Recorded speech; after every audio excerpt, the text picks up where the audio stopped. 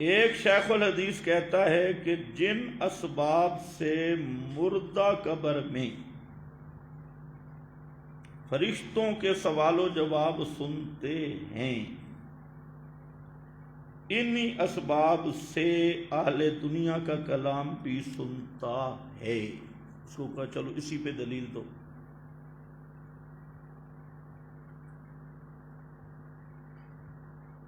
دیکھنا وہ تو مفتی صاحب کہہ رہے ہیں، شیخ الحدیث صاحب۔ اب شیخ الحدیث کو اسی پہ دلیل دے۔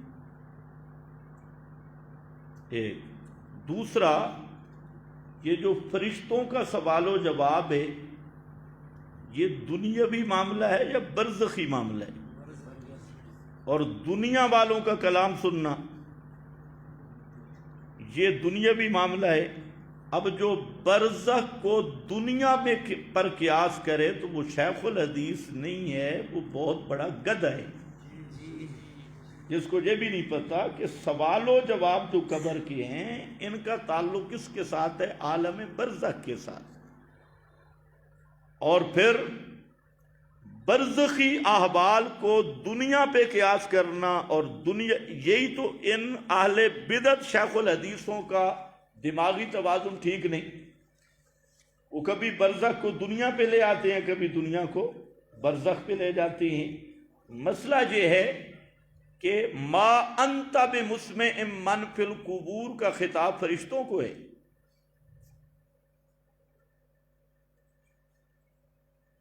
یہ ہے ہی اہل دنیا کو۔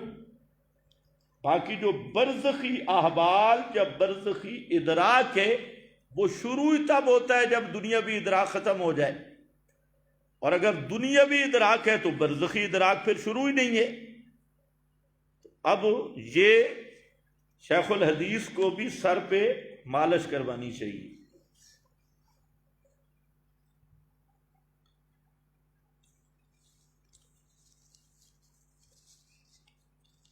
عربی میں تشبیہ کا قانون کہ مشبہ صفت استعارتاً اور مشبہ بھی میں صفت اصالتاً ہوتی ہے، کس کتاب کا قانون ہے؟ یہ علامہ رشید احمد صاحب گنگوئی رحمۃ اللہ علیہ ان کے فتاوی میں بھی ہے، اور الکوکب الدری شرح ترمذی میں بھی ہے۔ اکثر بدتی انکار کرتے ہیں، تو بدتی جب قرآن کا انکار کرتے ہیں تو بزرگوں کو کہاں مانیں گے؟ ایک آدمی تھا، اس کو کسی نے کہا بھئی 100 پیاز کھائے گا یا 100 جوتے پڑیں گے وہ برداشت کرے گا؟ اس نے پہلے کہا جی 100 جوتے کھاؤں گا۔ 15-20 جوتے لگے، اس نے کہا 100 پیاز کھاؤں گا۔ 10-12 پیاز کھائے، اس نے کہا 100 جوتا۔ پھر چند جوتے، پھر ہاضمہ ٹھیک ہوئے، 100 پیاز۔ کبھی 100 پیاز، کبھی 100 جوتے۔ یہی حال ہے اہل بدعت کا۔ ان کو کتاب و سنت کی طرف دعوت دو تو بزرگ بزرگ بزرگ بزرگ، اور بزرگوں کی طرف دعوت دو تو پھر جی کتاب و سنت کتاب و سنت۔ کتاب و سنت سے بھاگ کے بزرگوں کے دروازے پہ، بزرگوں کے دروازے سے بھاگ کے کتاب و سنت کا نام لیتے ہیں، اور حقیقت یہ ہے کہ نہ مانتے قرآن و سنت کو ہیں اور نہ مانتے اکابر کو ہیں۔ جس کو شک ہو تو میری کتاب اکابر کا باغی کون وہ دیکھ لو، اس میں ان سب اہل بدعت کے حوالے ہیں، اوپر اکابر کے، نیچے ان کے۔ انہوں نے اکابر کو یہودی کہا، علماء دیوبند کو، اور معتزلی کہا، قادیانی کہا، اور بڑے بڑے الزام لگائے۔ اور اب لوگوں کے سامنے کیا کہتے ہیں؟ جی میرا نام لے کے اس نے اکابر کو یہودی لکھا ہے۔ بھئی کہ تم رہے ہو، میں نے صرف یہ لکھا ہے کہ فلانے مولوی نے ان اکابر پر یہودیت کا فتویٰ لگایا، انہوں نے وہ عبارتیں چھوڑ کے میرے ذمہ لگا دیا عوام میں، اور جی یہ اکابر کو یہودی کہتا ہے، یہ اکابر کو گستاخ ہے۔ تو وہ میری کتاب آپ پڑھیں، اکابر کا باغی کون، اس میں آپ کو پتہ چل جائے گا کہ اکابر کو ماننے والا کون ہے۔ براہ راست ایک طرف اکابر کی عبارتیں، ایک طرف ان کی عبارتیں۔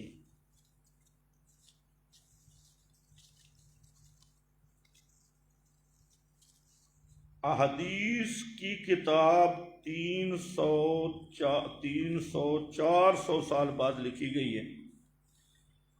منکرین حدیث کہتے ہیں کہ حجیت حدیث کا اعتبار کیسے ہوگا؟ بہت اچھا۔ اور قرآن جمع کب ہوا؟ نبی کریم علیہ السلام نے پورا قرآن جمع کروایا تھا۔ تو منکرین حدیث جس اصول پر حدیث کا انکار کرتے ہیں وہی وجہ ہے کہ قرآن کریم کو بھی بعد میں جمع کیا گیا، صحابہ کے زمانے میں، پھر مصحف عثمانی میں، تو قرآن کی جمع بھی بعد میں ہوئی۔ تو اب کیا خیال ہے کہ نبی کریم علیہ السلام کے بعد احادیث جمع ہوں تو وہ حجت نہیں، اور قرآن جمع ہو تو وہ حجت ہے؟ جبکہ نہ حدیثیں پیغمبر نے جمع کروائیں، نہ قرآن پیغمبر نے جمع کروایا۔ اگر یہی دلیل ہے تو پھر قرآن بھی حجت نہیں، حدیث بھی حجت نہیں۔ تو یہ ہوتے ہیں بودھ اعتراضات۔ ہم کہتے ہیں قرآن کے حفاظ بے شمار صحابہ موجود تھے جو پورے قرآن کے حافظ تھے، اور انہوں نے قرآن کریم حفاظ نے صرف ایک ترتیب کے ساتھ جمع کر دیا۔ ویسے پہلے لکھا ہوا تو تھا الگ الگ، لیکن ایک مصحف کی ترتیب پہ صحابہ نے جمع کیا۔ اسی طرح صحابہ اور صحابہ کے شاگرد وہ حدیث کے بھی حفاظ تھے، اور اس کی وجہ یہ ہے کہ یہ جو پرویزی منکرین حدیث ہیں یہ بیچارے سوچتے ہی نہیں۔ جو بدعتی یا گمراہ ہوتا ہے اس کی عقل بھی مسلوب ہو جاتی ہے۔ اب دیکھیں قرآن کریم یہ متن ہے،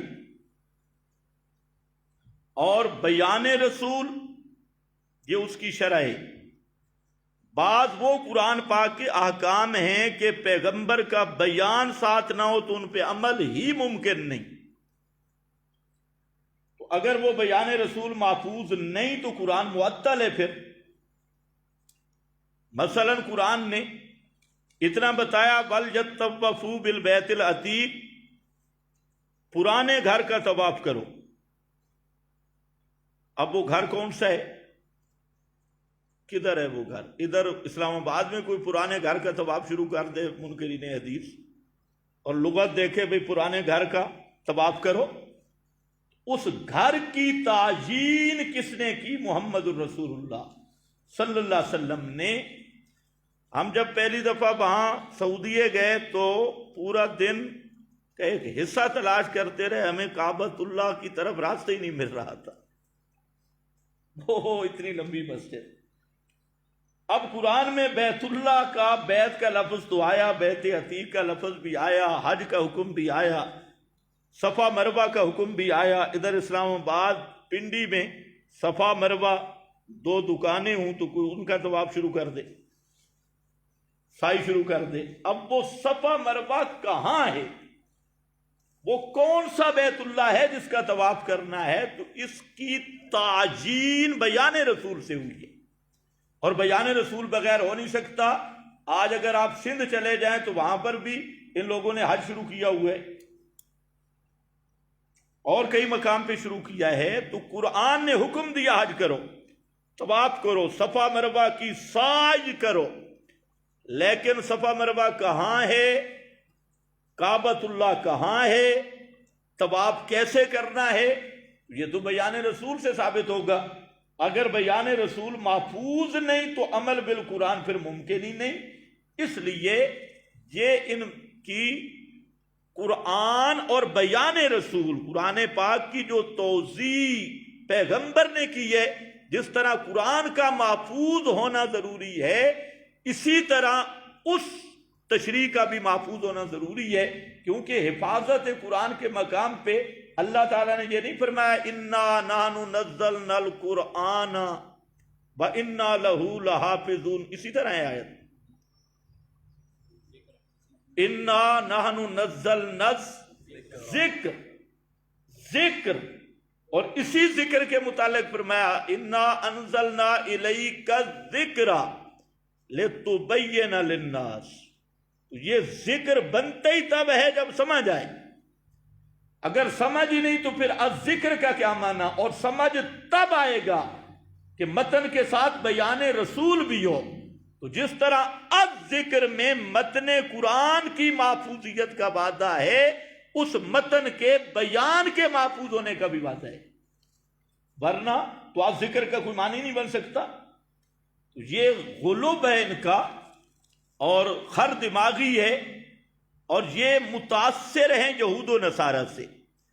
انہوں نے بعض روایات پہ اعتراض کیا تو انہوں نے کہا کہ روایتیں ہیں ہی نہیں، ان کے مقابل غالی بتی کھڑے ہوئے تو انہوں نے ہر موضوع اور من گھڑت قرآن کے مقابل روایت کو وہ دین بنا لیا۔ ہم کہتے ہیں پیغمبر کا فرمان وہ قرآن کا بیان ہے، قرآن کے مخالف نہیں، جو مخالف چیزیں ہیں وہ نبی کا بیان نہیں۔ اب ایک طرف پرویزی انہوں نے بیان رسول کا انکار کیا، دوسری طرف بدعتی انہوں نے ہر قرآن کے مخالف روایت جھوٹے راویوں کی اس پہ دین کی عمارت کھڑی کر دی اور انہیں مذہب قرار دے دیا۔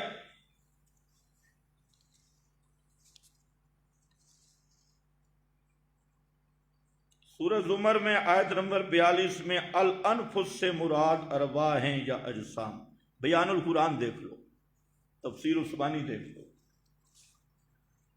بعض اہل بدعت موتوۃ الشیطان، یہ جو الانفس سے جمیع مفسرین اس سے ارواح لے رہے ہیں، یہ ارواح ہیں یا اجساد ہے، بڑا سوال ہے۔ تو چلو حضرت باب تھانوی کو دیکھ لو، عثمانی کو دیکھ لو، قرآن تو تم نے ماننا نہیں۔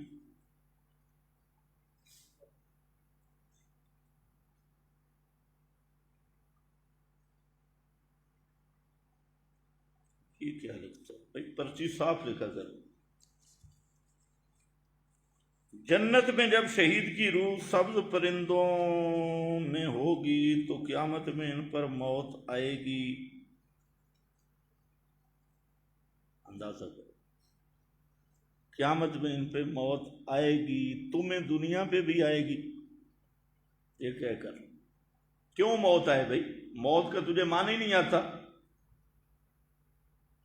کیوں موت آئے گی؟ ایسے بے وقوف والی بات، موت آئے گی، ایک فرضی چبل نکالی اور فرضی اس پہ عمارت قائم کر دی۔ قرآن نے کہا امتا نسنتین فاحییتا نسنتین، اگر کوئی عورت اپنے آپ کو شرعی پردے کا پابند بنائے تو وہ ٹی وی یا موبائل پر غیر محرم کی ویڈیو دیکھ سکتی ہے، قطعاً نہیں۔ ٹی وی سے کیا کام ہے عورت کا بھی؟ نماز جنازہ کے بعد صفوں کو توڑنے کے بعد دعا جائز ہے یا نہیں، اس کا کہیں وقوع ہے یا نہیں؟ جو بدعتی دعا کرتے ہیں وہ جنازے کے سلام کے متصل بات کرتی ہے، جس کے بدعت ہونے میں کوئی شبہ نہیں۔ احمد رضا خان نے فتاوی رضویہ میں ایک تعویل کی ہے، یہ صفے توڑ دیں، الگ الگ ہو کے مانگیں، تو پیغمبر کی سنت پہ کیوں نہیں عمل کرتے؟ پیغمبر کریم نے تو صفے توڑ کے بھی نہیں منگوائی، جنازہ خود دعائے جنازہ پڑھ کے پھر آپ نے دعا کی ہے دفن کرنے کے بعد، جب دفن سے فارغ ہوئے تو قبر پہ کھڑے ہو کے دعا کی۔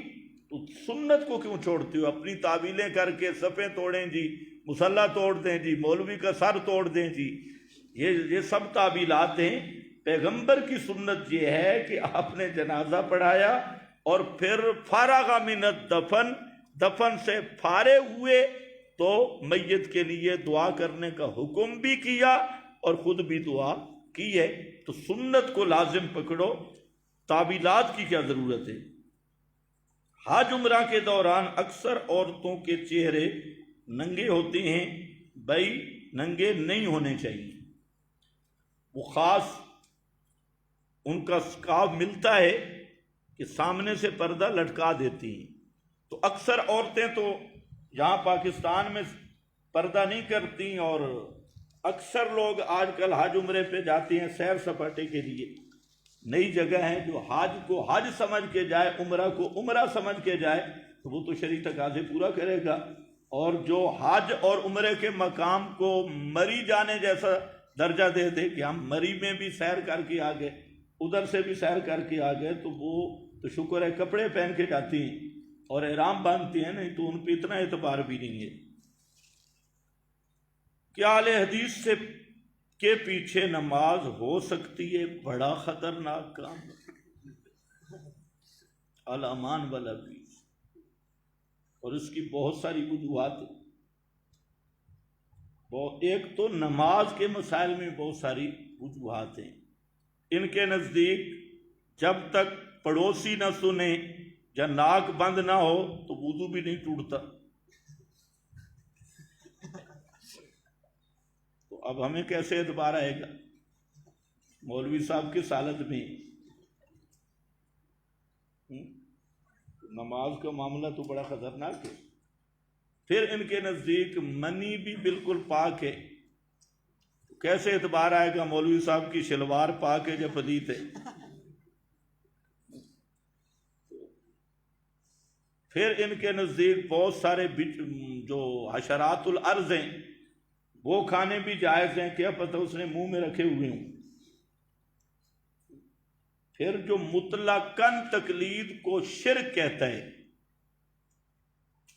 اور تمام امت کو کافر کہہ رہا ہے، وہ خود کافر ہے. اور جو مسائل میں غلو کرتا ہے، جی رفع الیدین کے بغیر نماز نہیں ہوتی، خلف الامام فاتحہ کے بغیر نماز نہیں ہوتی، ٹانگیں اتنی چوڑی کرو کہ درمیان سے لیلا گزر جائے نہیں تو نماز نہیں ہوتی، یہ ہے غلو فی المسائل، جو مستقل بدعت کی ایک قسم ہے. اس لیے ان سے بچو. اور پھر اس سے بڑھ کر جب صحابہ پہ اعتراض کرتے ہیں حضرت فاروق اعظم پر، اور صحابہ کی تنقید کرتے ہیں، صحابہ کو معیار حق نہیں مانتے اور صحابہ کو حجت، تو پھر تو یہ نیم رافضی ہیں. جب ان چیزوں پہ اتر آتے ہیں، عوام کی بات تو نہیں کر رہا، ان کے مولویوں، اکثر مولوی ان کے عادات سب رافضیوں والی ہیں، اور یہ صحابہ کرام کے اسی طرح دشمن ہیں جس طرح رافضی ہیں یا جس طرح مودودی ہیں. غیر مقلدین اعتراض کرتا ہے کہ آپ لوگ تقلید شخصی کا دعویٰ کرتا ہے تو تقلید مطلق تو ماننا، تقلید مطلق مان تو شخصی مطلق کا فرد ہے. مطلق کا وجود کسی فرد کے ضمن میں ہوگا، لیکن اتنی موٹی بات غیر مقلد کیسے سمجھے گا؟ یہ واقعہ کیسا ہے؟ علی نے ساری دنیا کو، پتہ نہیں کیا لکھا ہے بھائی، صاف لکھو پرچی. قبر سوال و جواب کا تعلق عالم برزخ کے ساتھ ہے، اور یہ جو للڑ ہیں یہ پکے عذاب و ثواب قبر کے منکر ہیں. کیوں؟ ان کے نزدیک عذاب و ثواب قبر ہوتا ہے مخصوص گڑھے میں. اب ہندوستان کے ہندوؤں کا یہ گڑھا بنتا ہے، وہ تو سارے جلا دیتے ہیں. ابھی کرونا آیا، پورے بھٹا بنا ہوا تھا ہندوستان، پورا بھٹا. تو اب ہندو عذاب سے بچ گئے. چائنا والے، بدھ مذہب والے کیمیکل لگا کے اڑا دیتے ہیں، وہ بچ گئے. اور یہ تو ایسے ان کے نزدیک جو بمبوں سے اڑ جائے وہ شہید ہی نہیں، کیونکہ ان کے نزدیک زندہ جسم ہوتا ہے، اور جس کا جسم ہی نہیں رہا اس کی شہادت ہی کوئی نہیں ہے. جس کی قبر نہیں بنی تو اس کے لیے عذاب ہی کوئی نہیں ہے. بڑی خود عذاب قبر کے منکر ہیں بے ایمان، صرف چند مسلمانوں کے لیے عذاب مانتے ہیں. اور ہندو، سکھ، بدھ مذہب جو دفن کرنے کے قائل ہی نہیں. تو اگر ان کا نظریہ لیا جائے کہ عذاب ثواب اسی حفرہ اور قبر جو ہم کھودتے ہیں اسی کے ساتھ خاص ہے، اگر یہ نظریہ لیا جائے تو پھر تو ہندو بھی بچ گئے اور بدھ مذہب اور سکھ بھی. تو آپ خود فیصلہ کر لیں کہ عذاب قبر کا منکر کون ہوگا. ہم کہتے ہیں اصل روح کے ساتھ ہے، اور جسم کے ذرات اصلیہ چاہے ہواؤں میں ہوں، راکھ ہوں، سمندروں میں ہوں، اوپر ہوں، نیچے ہوں، ان میں ادراک برزخی کی کیف پیدا کر دینا یہ محض اللہ کی قدرت ہے، لیکن بالاصالت عذاب و ثواب روح کے ساتھ ہوتا ہے۔ جسم کے جو ذرے جس حالت میں جہاں موجود ہوں، کٹھے بھی نہ ہوں، کوئی مشرق میں کوئی مغرب میں، اللہ اس پہ بھی قادر ہے کہ ان ذرات اصلیہ میں بھی برزخ کا دکھ درد کا ادراک پیدا کر دے۔ لیکن یہ کہتے ہیں نہیں سارا روح ادھر آ جاتی ہے، روح جسم میں ہے اور اسی گڑھے میں سب کچھ ہوتا ہے، تو پھر خود سوچو کہ پھر تو عذاب و ثواب قبر کے یہ خود منکر ہیں۔ کتنے طالبان افغانستان میں دفن نہیں ہوئے، شہید ہو گئے لیکن قبر نہیں ملی۔ یہ پیچھے ایک ریونڈیوں کا وہ جنید جمشید تھا، تو ہڈی بھی نہیں ملی، راکھ بھی نہیں ملی۔ ادھر مولانا طارق جمیل صاحب کو فون بھی کیا، میں جنت میں پہنچ چکا ہوں، تو وہ ادھر جسم تو راکھ ہو گیا، وہ جنت میں کون پہنچ گیا؟ پھر مماتیوں والی بات آ گئی۔ تو ان لوگوں کا دماغی توازن ٹھیک نہیں۔ مسئلہ تو بالکل صاف ہے کہ موت کے بعد قیامت تک روح بدن میں نہیں ہے، موٹی سی بات ہے، اور اس حالت میں دنیا کا ادراک نہیں ہے۔ جہاں تک برزخی ادراک ہے اس کا کوئی بھی منکر نہیں، وہ ادراک ثانی ہے، اور یہ ظاہر بات ہے کہ یہ تو سب اہل سنت متفق ہیں کہ عذاب و ثواب کا بالاصالت روح کو ہے، اور جو بدن عنصری کے قائل ہیں وہ بھی ذرات اصلیہ میں ایک کیف برزخی مانتے ہیں محض بے قدرت اللہ۔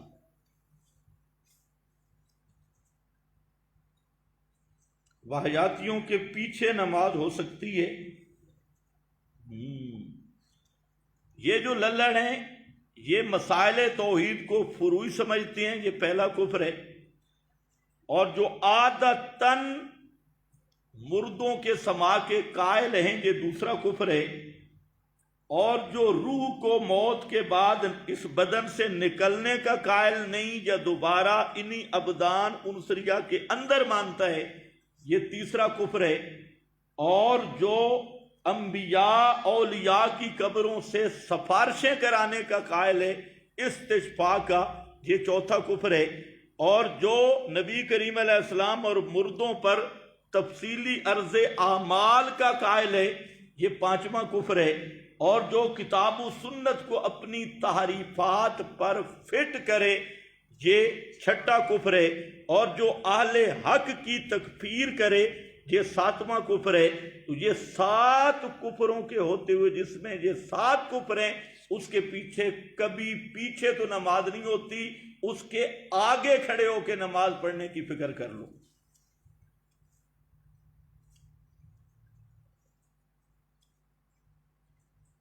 تعزیت میں دعا جائز ہے؟ پہلے تعزیت کا معنی تو سمجھو۔ تعزیت کا معنی ہے اگلے آدمی کو تسلی دینا، اور تعزیت یہی ہے، دو الگ چیزیں ہیں، ان کا فرق نہیں کرتے، ایک تعزیت ہے ایک دعا ہے۔ دعا کو کسی خاص حیت کے ساتھ یا وقت کے ساتھ تعین کرنا ٹھیک نہیں، باقی ہر وقت آپ دعا کر سکتے ہیں مومنین کے لیے، جہاں بیٹھے بھی کر سکتے ہیں، گھر جا کے بھی کر سکتے ہیں، تو دعا میت کا حق ہے، اور تعزیت اہل میت کا حق ہے، دونوں میں فرق ہے۔ اب تعزیت پہ جاؤ تو ان کو کلمات تسلی کہنا ہے۔ یہ جو مربجہ طریقہ شروع ہو گیا کہ ایک آدمی ادھر بیٹھا ہے، ہاں بھئی دعا کرو، اے جی دعا ہو رہی، دوسرا جی دعا کرو، تیسرا جی دعا کرو، اچھا پھر اب دعائے خیر کرو آئندہ کوئی نہ مرے۔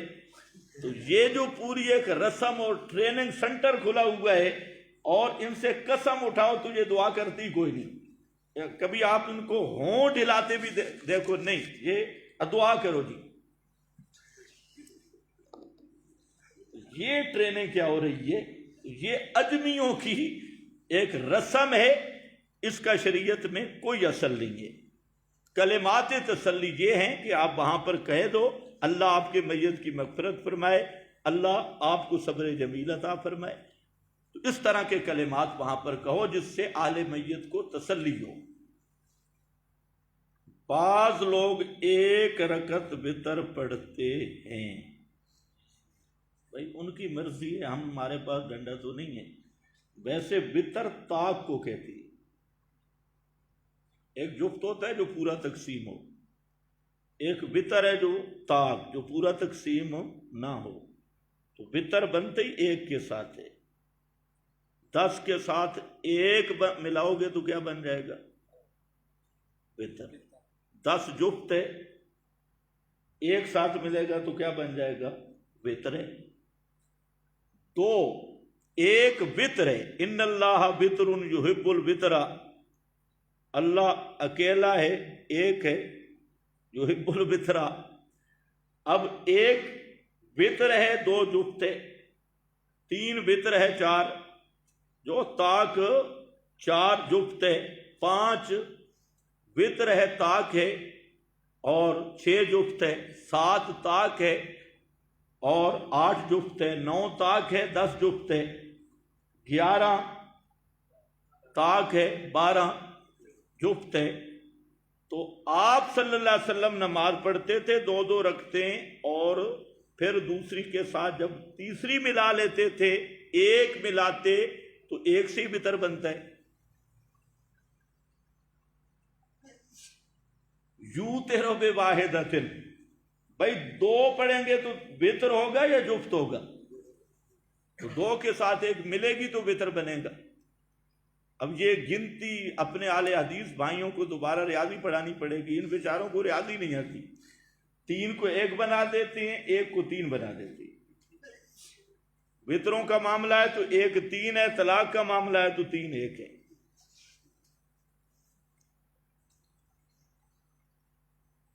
عورت کی تبلیغ جائز ہے، بھائی تبلیغ شرعی ضابطوں کے مطابق بالکل جائز ہے، عورت بھی دعوت دے سکتی ہے، لیکن شرعی ضابطے موجود ہوں۔ یہ جو مربجہ ریبنڈی تبلیغ ہے، یہ تو مردوں کے لیے بھی جائز نہیں، عورتوں کے لیے تو دور کی بات ہے۔ مرد بھی انہوں نے جو اپنے ضابطے بنائے، اب خیال کرنا ہے، اس طرح کوئی کہے تو فوراً کہہ دیتے یہ تو تبلیغ کے منکر ہیں۔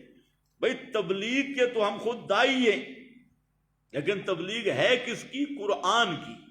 اور تبلیغ کا مطلب یہ ہے کہ پیغام اسلام کافر تک پہنچایا جائے۔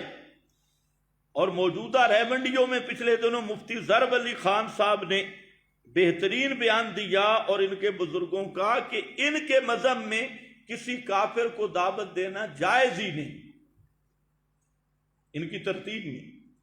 اور پھر جس جماعت کی ترتیب میں قرآن نہ ہو، قرآن کی تبلیغ نہ ہو، تو یہ کہہ سکتے ہیں کہ ہم ترغیب دیتے ہیں، تبلیغ نہیں ہے یہ ریبنڈی بھی لفظ غلط استعمال کر رہے ہیں۔ یہ کہہ سکتے ہیں کہ ہم ترغیب دیتے ہیں، بھائی نماز پڑھو، بھائی فلاں کرو، بھائی فلاں، تو یہ کیا ہے؟ ترغیب ہے۔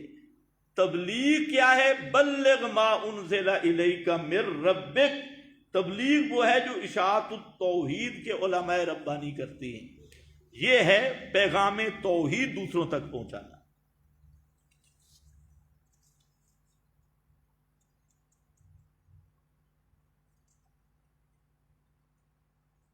اس کا مطلب ہے آپ کا علم ختم ہو گیا، وہی پرچیاں جو پہلے آ چکی ہیں بار بار۔ وآخر دعوانا